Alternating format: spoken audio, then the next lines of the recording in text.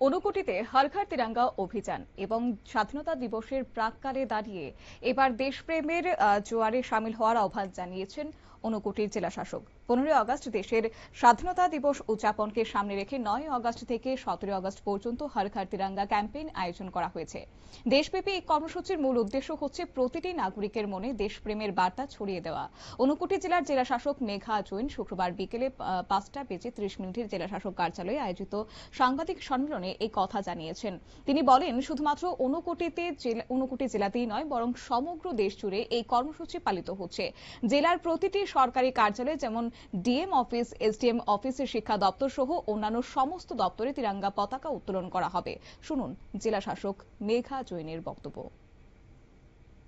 9 अगस्त to 17 अगस्त हर घर तिरंगा campaign कर रहे हैं। ये कैंपेन जो है ये पूरे देश में, पूरे भारत में हो रहा है। तो ये जो हर घर तिरंगा कैंपेन है, इसका मेन एजेंडा ये है कि हमारे यहाँ पे जितने भी घर हैं, हर एक घर अपने घर पे तिरंगा फहराए।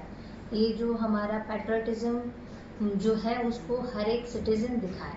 तो ये जो हर घर तिरंगा है उसके उपलक्ष्य में पूरे स्टेट में बहुत सारे एक्टिविटी।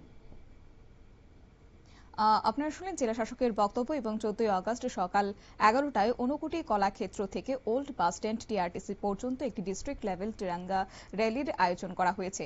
এই র্যালিতে জেলার প্রতিটি দপ্তরের আধিকারিক ও কর্মীরা অংশগ্রহণ করবেন। এছাড়াও এই ক্যাম্পেইনের অংশ হিসেবে বিভিন্ন প্রতিযোগিতার আয়োজন করা হয়েছে। এর মধ্যে রয়েছে সেলফি উইথ তিরঙ্গা প্রতিযোগিতা, যেখানে অংশগ্রহণকারীরা পতাকা হাতে সেলফি তুলে harghar-tiranga.com বা জেলা প্রশাসনের নিজস্ব পেজে আপলোড করতে পারবেন।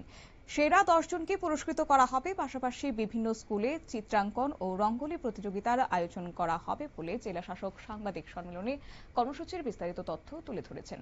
নিয়ে নিচ্ছে ছোট্ট একটি বিজ্ঞাপন বিরতির সঙ্গে থাকুন।